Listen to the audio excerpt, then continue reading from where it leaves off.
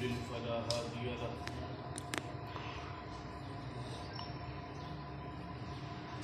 أشهد أن لا إله إلا الله وحده لا شريك له وأشهد أن محمدا عبده ورسوله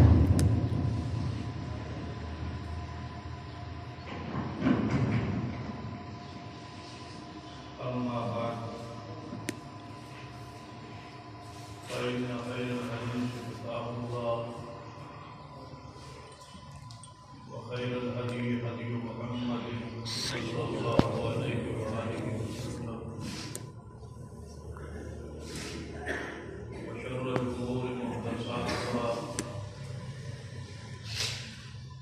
وكل محدثة بدعة وكل بدعة ضلالة أما بعد فأعوذ بالله السميع العليم من الشيطان الرجيم من همزه ونفخه ونفثه بسم الله الرحمن الرحيم يا أيها الذين آمنوا كتب عليكم الصيام كما كتب على الذين من قبلكم لعلكم تتقون رب اشرح لي صدري ويسر لي أمري واحلل عقدة من لساني يفقهوا قولي رب زدني علما سبحان ربك رب العزة عما يصفون وسلام على المرسلين والحمد لله رب العالمين.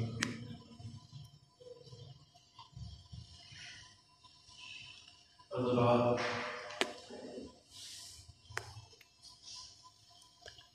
ماہ رمضان آ چکا ہے.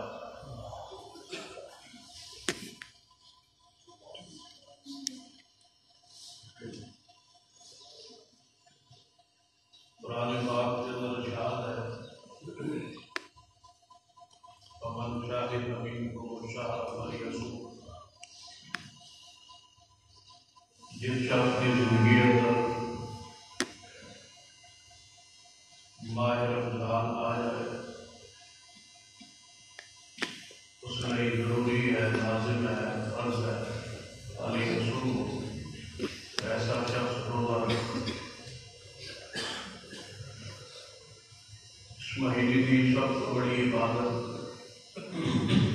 روزہ ہے. یا ایھا الذین آمنوا کتب علیکم الصیام، اے ایماندارو تمہارے روزے فرض کیے. نبی رحمت صلی اللہ علیہ وسلم نے ارشاد فرمایا اسلام کی بنیادی 5 ارکان کلمہ اسلام، نماز، زکوٰۃ اور 5واں رکن جو ہے حج. گویا چوتھا رکن اسلام کا روزہ ہے. گزشتہ خطبے اول ان چیزوں کا ذکر ہوا. ماہ رمضان اندر سب سے بڑی عبادت روزہ ہے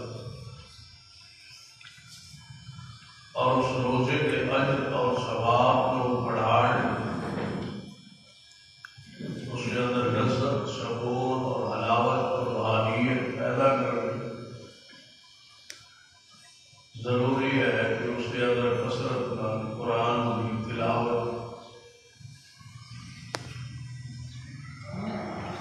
کیونکہ نماز کے بعد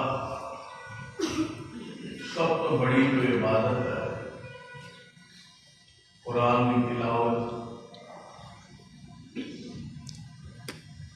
اور ماہ رمضان اور قرآن کا تعلق اور جوڑ بھی ہے.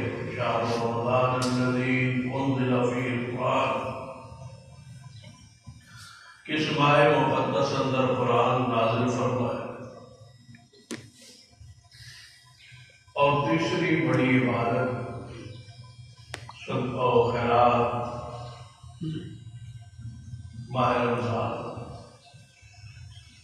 اس کے حوالے نال بھی گزشتہ خطبے اندر بیان چوتھی چیز جو قابل غور ہے آج کی گزارشات کہ روزہ رکھنا آسان ہے لیکن اس کی حفاظت مشکل۔ روزے دار نے ضروری ہے کہ اپنے روزے کی حفاظت کرے۔ نبی رحمت صلی اللہ علیہ وسلم نے فرمایا کہ جھوٹ اور لغویات نہیں چھوڑتا، اللہ کو کوئی ضرورت نہیں ہے اس کی سارے بھوک اور پیاس رکھ کے اس کا کھانا پینا چھوڑا۔ ایک آدمی شہری کو لے کے شام تک کھانا پینا چھوڑ دیتا ہے اور سمجھتا ہے کہ میں روزہ رکھوں، لیکن باقی سارے گناہ جاری۔ روزے کی حالت میں جھوٹ جاری ہے، خیانت جاری ہے، ناپ توڑ کی کمی جاری، کاروباری ملاوٹ جاری۔ اگر سارے گناہ موجود ہیں روزے کی حالت تو پھر اس روزے کا کی فائدہ؟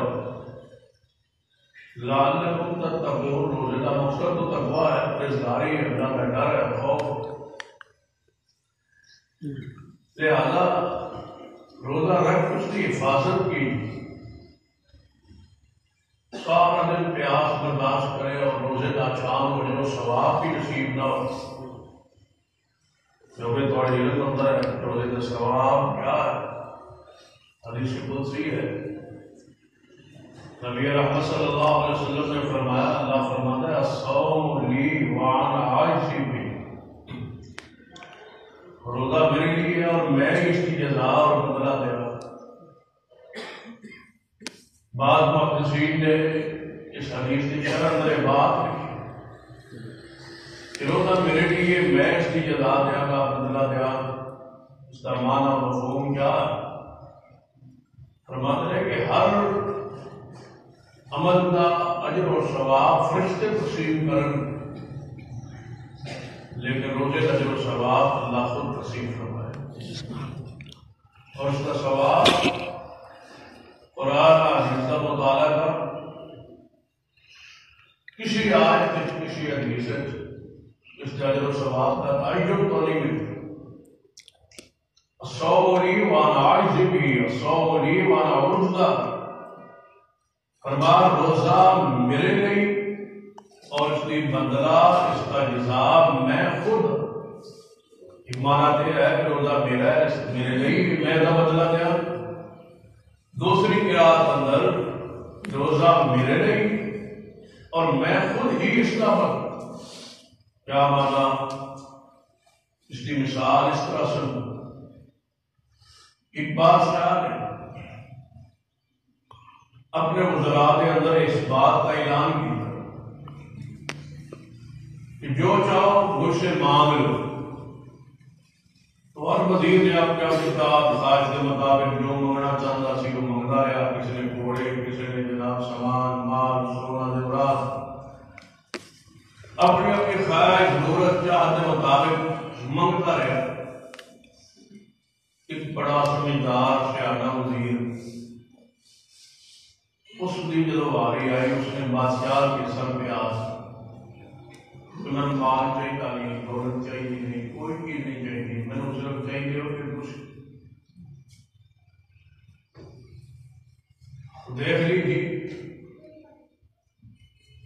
جس نے سونا چاندی مال پیسہ مانگ لیا اس نے ایک وقت آفر ہوئی، انہیں اپنے اپنی ضرورت کے مطابق جو چاہتا سی لے کے وقت آئے گا سب ہو جائے گا، اور اس نے بادشاہ کے ہاتھ پہ ہاتھ رکھ دیا، بادشاہ اس کے ساتھ ہے تو سارے خزانے اس کے پاس۔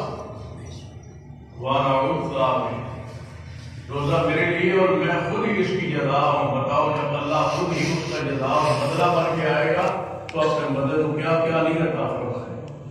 الصوم لی وانا عاجز، روزہ میرے لیے اور میں اس کی جزا اور بدلہ قرآن آگے سے حضرت اگر تسی بڑے غور نال آیات و حدیث سے غور کرو گے ایک عجیب بات سمجھ آئے گی کہ جس آیت سے جس حدیث سے روزے کا ذکر آئے گا آگے ثواب کا تعین نہیں ہوئی کہ اینا ثواب دیا گا اتنا ثواب دیا جس طرح جنازے کے بارے ہے جو بڑے بہت پہاڑ کے برابر ثواب فلاں جو عمل کرے حج کے برابر ثواب فلاں جو عمل کرے عمر کے بارے برابر ثواب لیکن روزے کے بارے شریعت نے کہیں بھی بیان نہیں کیتا کہ روزے کا اللہ اتنا ثواب دے گا بلکہ لا محدود رکھے جتنا وہ چاہے گا اتنا تھا یا جتنی اس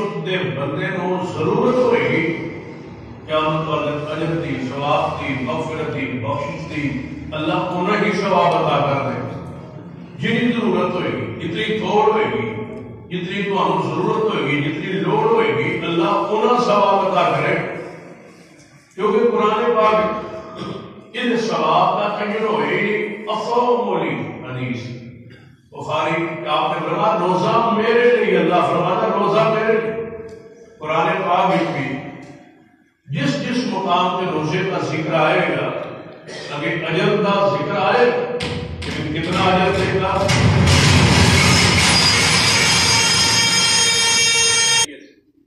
کہ کتنا روزہ ثواب اجر عطا فرمائے قرآن پاک کی مشہور آیت مبارک ہے سورۃ الاحزاب کے اندر 22ویں پارے جس کے اندر بہت سارے اعمال کا ذکر بہت سارے خصائص کا اوصاف کا ذکر جو اہل ایمان کے اندر اہل اسلام کے اندر ہونے چاہیے موجود ہیں لیکن آخر پہ اللہ تبارک و تعالیٰ نے روزے کا ذکر فرما کے اجر عظیم کا اعلان فرمایا تاکہ آپ بندے کی فہم تک کے بعد پہنچ جائے کہ روزے کا ثواب کا کوئی تعین نہیں جتنا اللہ چاہے گا قرآن پاک ذرا اس آیت مبارکہ کے غور کیجیے بہت سارے اعمال اور صاحب کا ذکر ہے نا فرمائے المسلمین والمسلمات والمؤمنین والمؤمنات والقانتین والقانتات والصادقین والصادقات والصابرین والصابرات والخاشعین والخاشعات والمتصدقین والمتصدقات والصائمین والصائمات والصائمین والصائمات والحافظین فروجهم والحافظات والذاکرین اللہ کثیرا والذاکرات اعد اللہ لهم مغفرۃ واجرا عظیما اللہ فرماتے ہیں کہ اجر عظیم بہت سارے اعمال کا تذکرہ کر کے کی فرمایا والصائمین والصائمات روزہ رکھنے والے مرد اور روزہ رکھنے والی عورتاں آگے آزاد جدوں اجر کا ذکر ہوا ہے وہ اجرا عظیما مغفرت بھی انہاں لئی بخشش میری انہاں لوکاں لئی اور وجر اجر عظیما اور اتنا اجر دیا گا جتنا میں خود رب چاہاں گویا روزے کا ثواب کا تعین یہ سمجھو کہ تم روزہ رکھتے جاؤ گے فرشتے تھوڑے روزے کی تعداد لکھتے جا اس لیے ایک مہینے کے روزے رکھے ثواب کتنا دے گا اجر کتنا دے گا جتنا اللہ تبارک و تعالیٰ چاہیں گے اتنا اجر اللہ تبارک و تعالیٰ عطا فرما دے تو لہذا روزہ رکھ کے کوشش کیجیے کہ کوئی ایسا عمل سرداد نہ ہوئے جس طرح روزے کے اجر اندر ثواب اندر کمی واقع ہو روزے کی حالت شروع ہو جائے روزے کی حالت اندر گناہ ہو جائے روزے کی حالت کے اندر گانا ہو جائے روزے کی حالت وقت مت گزارے بعض لوگوں نے ذہن بڑھایا کہ روزہ رکھ کے سو ہوتے اٹھو تو پھر وقت کس طرح خرچ کر موبائل کے استعمال اندر جتنی بھی کوشش کرو گے موبائل کے استعمال اندر کس طرح آپ محفوظ رہ سکتے ممکن ہے سوشل میڈیا کی جب استعمال کرو گے کس طرح ہو سکتا ہے کہ آپ محفوظ رہ جائے لازم کوئی نہ کوئی منظر گندا تھوڑی اکھاں دے سامنے آئے جی آپ کا روزہ نہیں آپ کی حفاظت نہیں یہ کان کی حفاظت نہیں پھر اس روزے کا اجر و ثواب کی کمی ہو جائے گی. بہت سارے ایسے لوگ نے نبی علیہ السلام نے فرمایا جنہوں نے جس سے ادر کے شام کے وقت مغرب کے وقت سوائے پیاس اور بھوک دے کچھ بھی نہیں بچتے، سارا اجر و ثواب ضائع ہو جاتا ہے. لہذا کوشش کیجیے کہ روزے دے اجر کو بڑھائی، روزے کی رکھنے تو بعد اس کی حفاظت کیجیے، اور پھر کوشش کی کہ سحری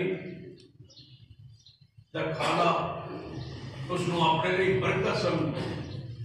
نبی رحمت سارے اندر زیادہ ذوق شوق جڑا وہ افطاری کرنا سحری کرنا کرانا ذرا مشکل ہوتا ہے.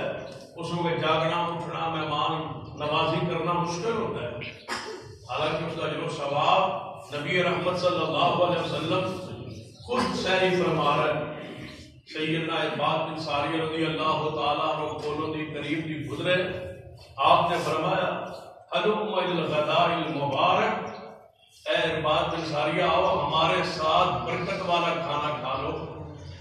سحری برکت والا کھانا، اس کے اندر برکت اور رحمت اس قدر، اس کے بارے حدیث پاک سن لیجیے.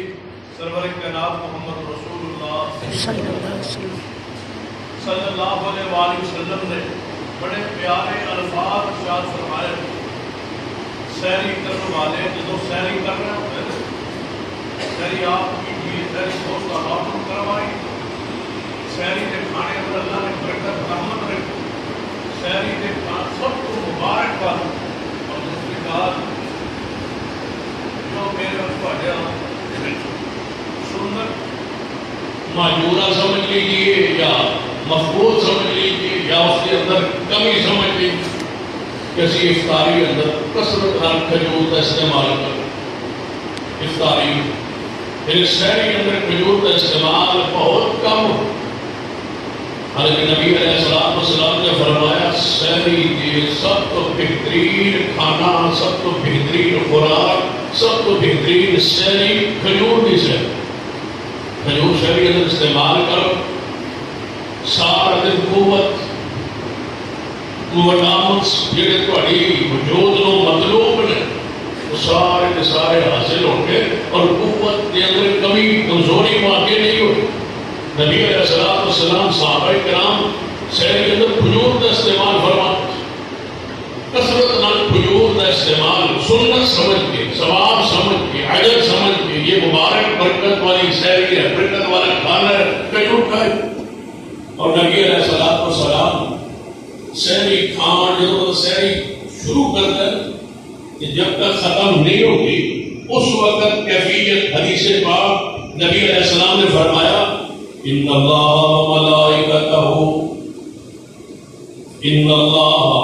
وملائکتہ یصلون علی المتصابرین.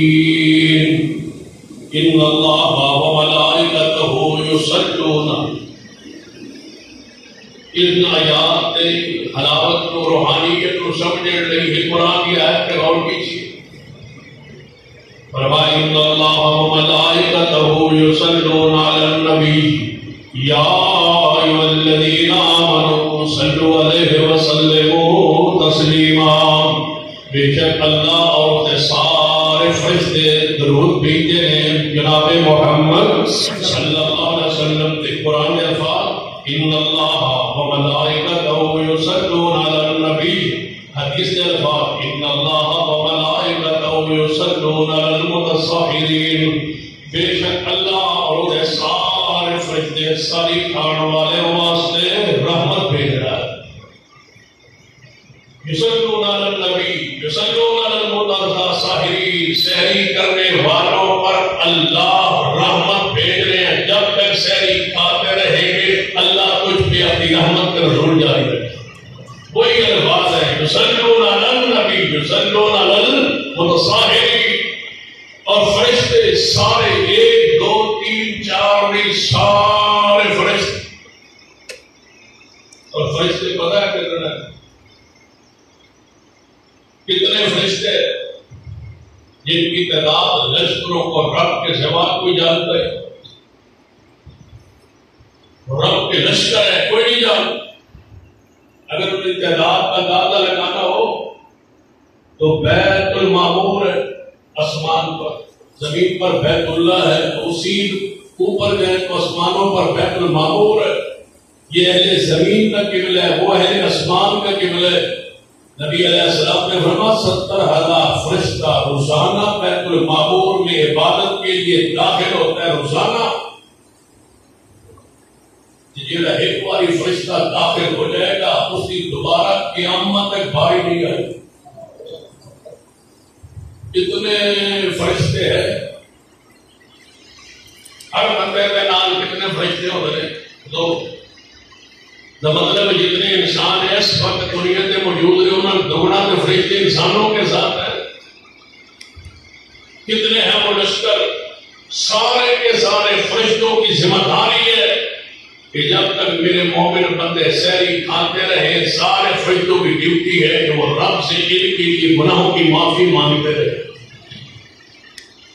فرشتے مانگ رہے یا اللہ ان سحری کھانے والوں کی مغفرت فرما، اللہ ان کی بخشش کر، اللہ ان کے گناہ معاف کر دے. سحری تمہاری، کھانا تمہارا، ضرورت تمہاری، حاجت تمہاری، پیٹ تمہارا، قوت تمہاری، طاقت تمہاری، لیکن مفت میں سارے فرشتے مغفرت کی دعا کر رہے ہیں. اتنا عظیم اجر ماہ رمضان کی سحری